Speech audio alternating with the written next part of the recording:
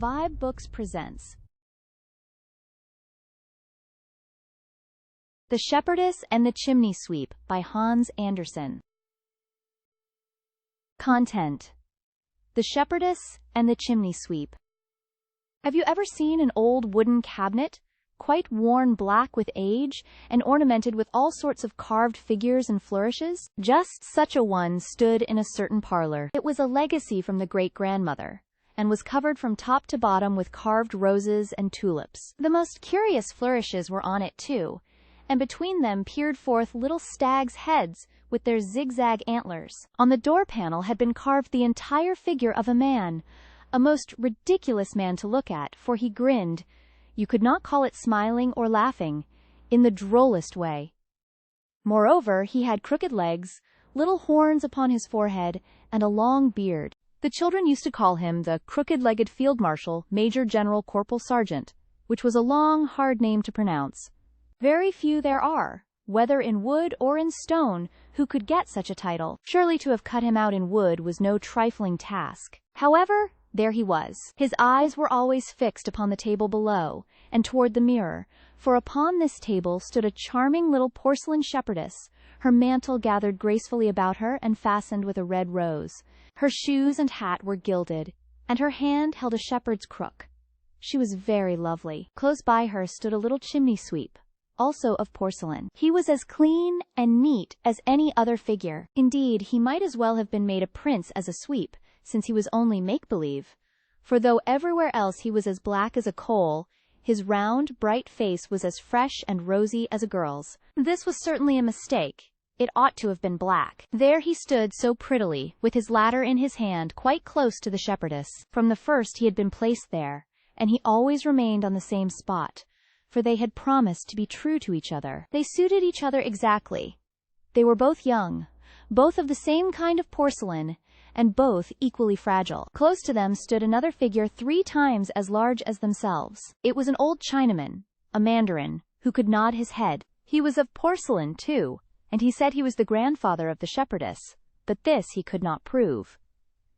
He insisted that he had authority over her, and so when the crooked-legged field marshal, Major General Corporal Sergeant, made proposals to the little shepherdess, he nodded his head, in token of his consent. You will have a husband, said the old mandarin to her, a husband who, I verily believe, is of mahogany wood. You will be the wife of a field marshal, Major General Corporal Sergeant, of a man who has a whole cabinet full of silver plate, besides a store of no one knows what in the secret drawers. I will never go into that dismal cabinet, declared the little shepherdess. I have heard it said that there are 11 porcelain ladies already imprisoned there. Then, rejoined the mandarin, you will be the 12th, and you will be in good company. This very night, when the old cabinet creaks, we shall keep the wedding, as surely as I am a Chinese mandarin. And upon this he nodded his head and fell asleep. But the little shepherdess wept, and turned to the beloved of her heart, the porcelain chimney sweep. I believe I must ask you, she said, to go out with me into the wide world, for here it is not possible for us to stay. I will do in everything as you wish, replied the little chimney sweep. Let us go at once. I am sure I can support you by my trade. If we were only down from the table, said she, I shall not feel safe till we are far away out in the wide world and free. The little chimney sweep comforted her, and showed her how to set her little foot on the carved edges, and on the gilded foliage twining round the leg of the table, till at last they both reached the floor. But, turning for a last look at the old cabinet, they saw that everything was in commotion. All the carved stags stretched their heads farther out than before, raised their antlers, and moved their throats, while the crooked-legged field marshal, Major General Corporal Sergeant, sprang up and shouted to the old Chinese mandarin, Look! They are eloping!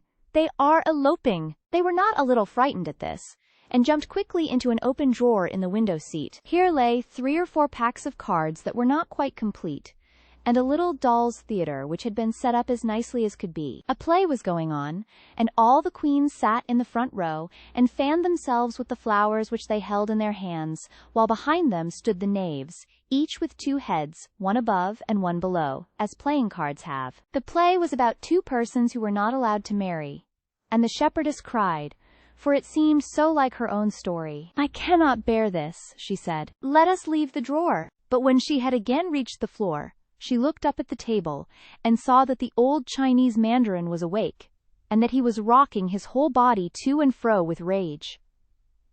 "The old mandarin is coming!"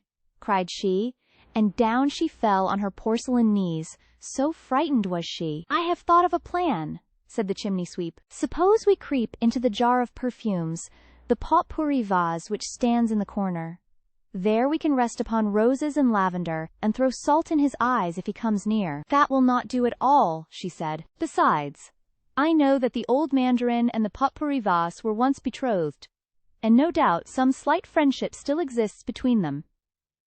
No, there is no help for it. We must wander forth together into the wide world." "Have you really the courage to go out into the wide world with me?" asked the chimney sweep. "Have you considered how large it is, and that if we go we can never come back?" "I have," replied she, and the chimney sweep looked earnestly at her and said, "My way lies through the chimney. Have you really the courage to go with me through the stove, and creep through the flues and the tunnel?" "Well do I know the way.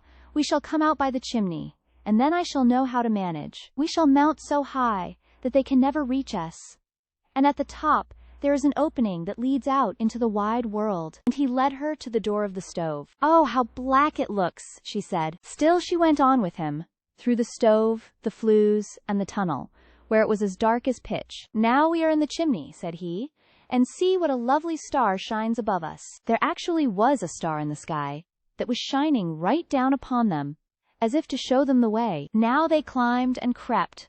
A frightful way it was, so steep and high. But he went first, to guide, and to smooth the way as much as he could. He showed her the best places on which to set her little china foot, till at last they came to the edge of the chimney and sat down to rest, for they were very tired, as may well be supposed. The sky and all its stars were above them, and below lay all the roofs of the town. They saw all around them the great, wide world. It was not like what the poor little shepherdess had fancied it, and she leaned her little head upon her chimney sweep's shoulder and wept so bitterly that the gilding was washed from her golden sash. "This is too much," said she. "It is more than I can bear. The world is too large.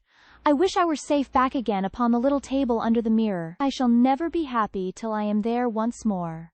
I have followed you out into the wide world. Surely, if you really love me, you will follow me back."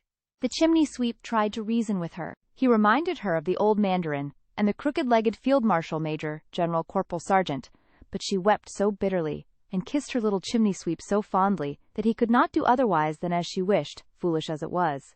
So they climbed down the chimney, though with the greatest difficulty, crept through the flues, and into the stove, where they paused to listen behind the door, to discover what might be going on in the room. All was quiet, and they peeped out. Alas! There on the floor lay the old mandarin. He had fallen from the table in his attempt to follow the runaways, and had broken into 3 pieces. His whole back had come off in a single piece, and his head had rolled into a corner. The crooked-legged field marshal major, general corporal sergeant, stood where he had always stood, reflecting upon what had happened. "This is shocking," said the little shepherdess. "My old grandfather is broken in pieces, and we are the cause of it." And she wrung her little hands. "He can be riveted," said the chimney sweep. "He can certainly be riveted. Do not grieve so. If they cement his back and put a rivet through his neck, he will be just as good as new, and will be able to say as many disagreeable things to us as ever." "Do you really think so?" asked she. Then they climbed again up to the place where they had stood before. "How far we have been," observed the chimney sweep, "and since we have got no farther than this, we might have saved ourselves all the trouble." "I wish grandfather were mended," said the shepherdess. "I wonder if it will cost very much." Mended he was. The family had his back cemented and his neck riveted, so that he was as good as new, only he could not nod. "You have become proud since you were broken to shivers," observed the crooked-legged field marshal, major general corporal sergeant. "But I must say, for my part, I don't see much to be proud of. Am I to have her, or am I not? Just answer me that." The chimney sweep and the shepherdess looked most piteously at the old mandarin. They were so afraid that he would nod his head, but he could not, and it would have been beneath his dignity to have confessed to having a rivet in his neck. So the young porcelain people always remained together, and they blessed the grandfather's rivet and loved each other till they were broken in pieces. Thank you for tuning in to vibeBooks. We hope you enjoyed this journey. Please consider liking, commenting, and subscribing to our channel. Check out our playlist or explore vibeBooks for more classic stories. Until next time, happy listening!